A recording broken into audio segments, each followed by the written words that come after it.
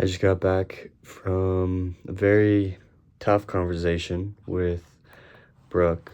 Um, and I think I'm not alone when I say that the hardest part about being a guy is when you know that the reason your significant other is sad or upset or disappointed is because of you.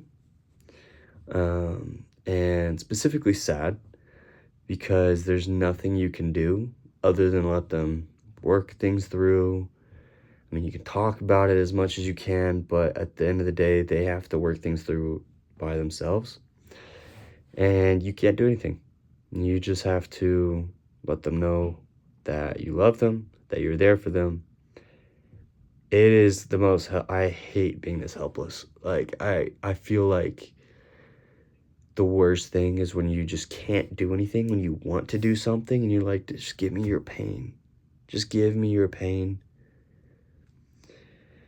I hated having that conversation with her because this is one of the most sensitive parts of like Brooke in general. She already was in a relationship with her past ex that got pretty serious. Apparently, that she told me tonight, it wasn't as serious as we are right now, but it was still pretty serious where they were talking, briefly about when they wanted to get married. And they would talk about it and he would push it back more and more and more and never was able to commit. And this has been tough for Brooke because we're coming from very different starting points. I have, number one, never, ever been this close to somebody. I have never come this close to thinking that the person I'm with is somebody I'm going to actually marry. I have never talked about a wedding date. I have never, ever said I love you to another girl other than my sisters and my mom. I have never let somebody, aside from my dad and my closest friends, know 90% of the stuff that she knows about me. I've never been this vulnerable in my life. I have never tried so hard to make somebody happy all the time. And I have never thought so much about another person in my entire life until Brooke.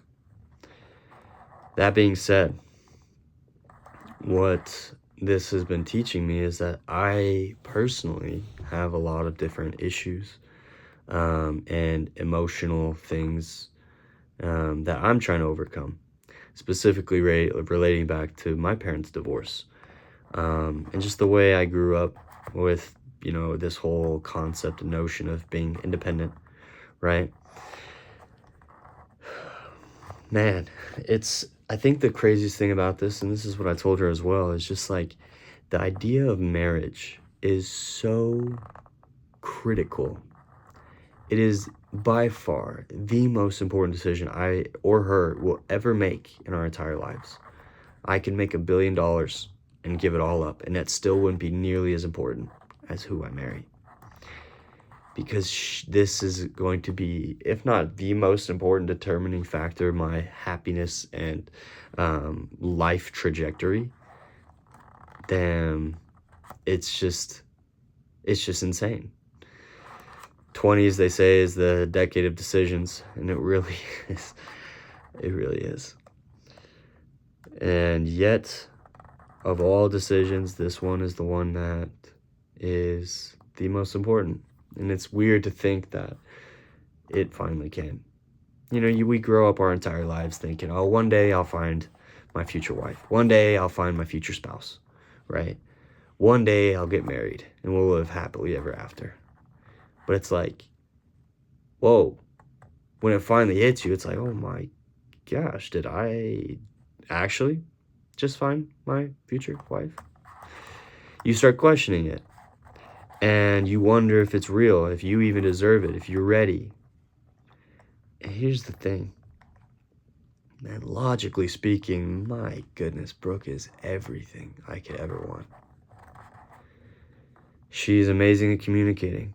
She's extremely nurturing. She is hardworking. I've been to her place of work, but I've watched her work with kids, right? Like even when she was dealing with stressful situations with the kids, she dealt with it very well. Like she's an amazing communicator. We talk about things, even from the day one, we've talked and been extremely vulnerable with each other. It's insane how open she has always been with me, and she's emotionally so intelligent. Unlike a lot of girls, like people say, oh, women are more emotionally intelligent than men. I call BS.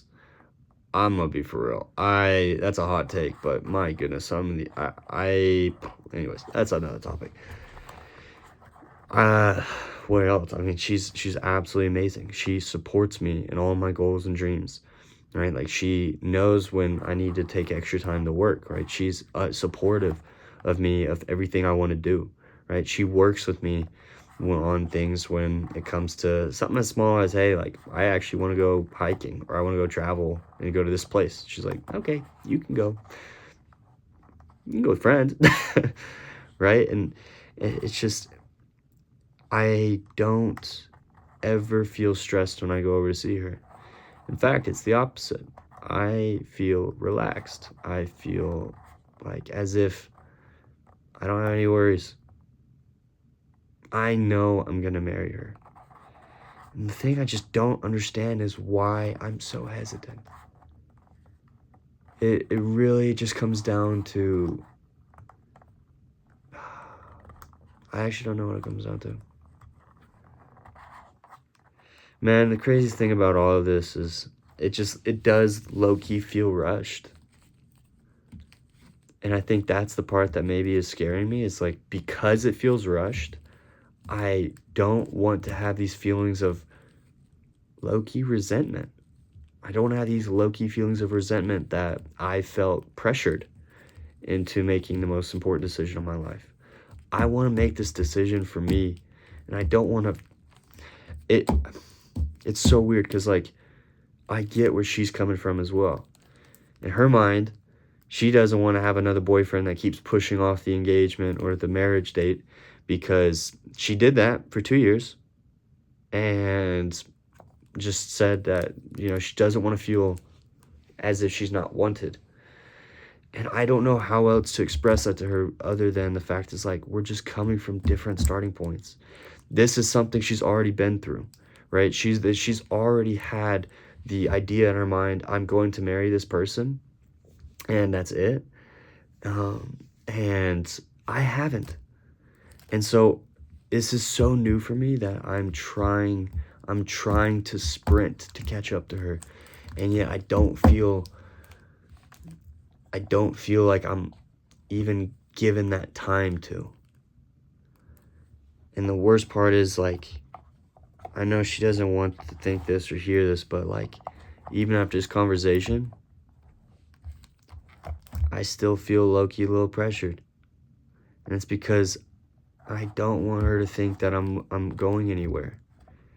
And in all honesty, like, it's super valid that she's thinking, oh man, this is basically flashback round 2 of what just happened to me already, like less than a year ago, right? Of where the guy that she wanted to marry just wasn't able to commit. And he kept pushing the engagement or the wedding date back. And the reason I'm pushing it back is because I feel like it's so soon. For context, the original date, right now it's January 5th. And she wants to have it June 6th, which means I would have to, what she wanted was an engagement in less than a month, less than a month from now. And I don't know what it is. I'm scared shitless. I don't know why. I'm gonna be talking to my dad tomorrow, but I just wanted to make this recording because, the crazy thing about all of this is, I know this is how I can grow. I've been praying, I've been fasting the last 6-7 weeks, every Sunday, to improve my relationship with her, grow my strength, grow my love, help me understand how I can love and serve her better.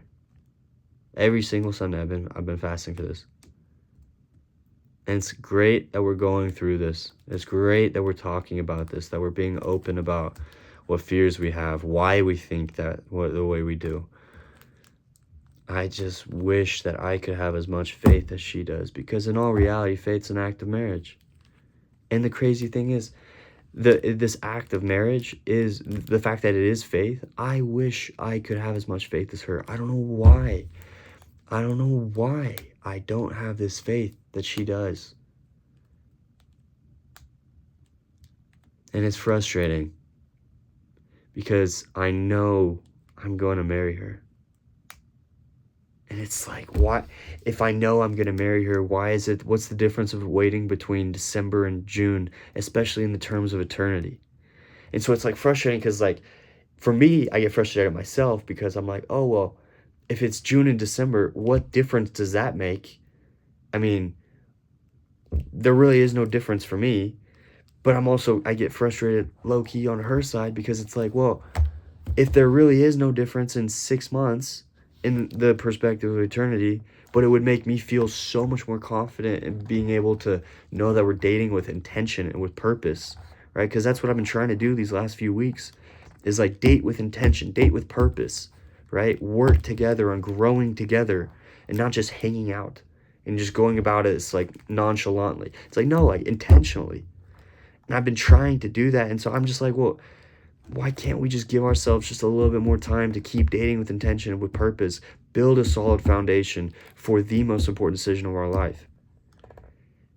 And I get why it's frustrating for her, because she's like, well, if you already know you're going to marry me, and you know that we'll never, ever really be at that point of readiness and preparation, well, why not just, if you know it's going to happen, why not? What's the difference between June and December?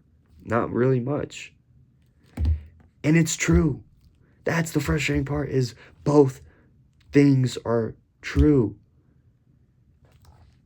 Man. And that's the reason that the love of my life was at her apartment, crying. Because of me. My stupid indecisiveness.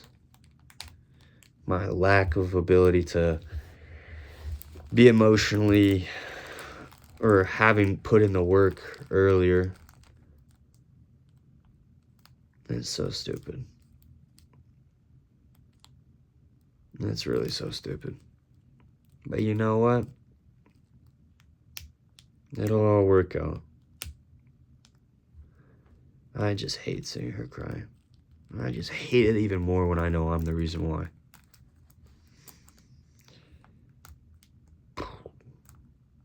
Well, if any of my kids are watching this,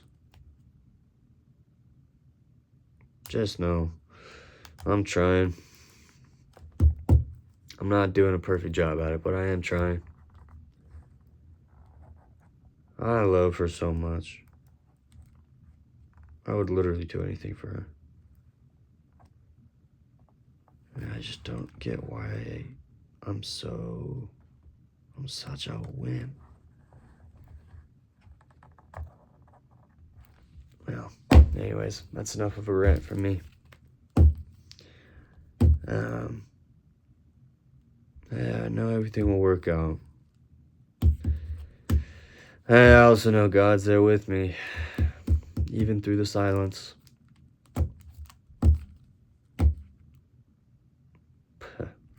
Even through the silence. I'm gonna go watch some of The Chosen. I'll keep studying my scriptures. I'm gonna keep fasting. Man, it's just, yeah, mortality is amazing. It really is good. It really is awesome, actually. I'm glad that I can go through this experience. I'm glad I can learn with her. I'm glad we both can be learning through this. And I know for a fact this is something we'll be talking about with our kids. Because I'd be surprised if my kids also don't have the same issues. More just like, worries. And this is good. This is really good. So I'm happy about that. All in all, I will say I've just been so blessed. I mean, I can't complain. I have the most amazing girl in the world. I'm learning with Pontus. You know, it's a struggle. I mean, it's hard when things aren't necessarily going according to plan at the time that you think, but this is really good. And it's amazing to see how much growth that Blake and I have been able to put in, and I've been able to learn and work and just grow together. But I think the most important thing that I've been able to experience this last year is just how amazing it is to know that I can change despite given my scars, my emotional scars. It's amazing. And if none of you guys believe it, man, one of these times I'll have to just give the rundown on here about my personal trials, but also just like how amazing it is to be able to change. That's all God, though. I haven't done anything. This is all I am. So I'm grateful. All right. What's up, chaps?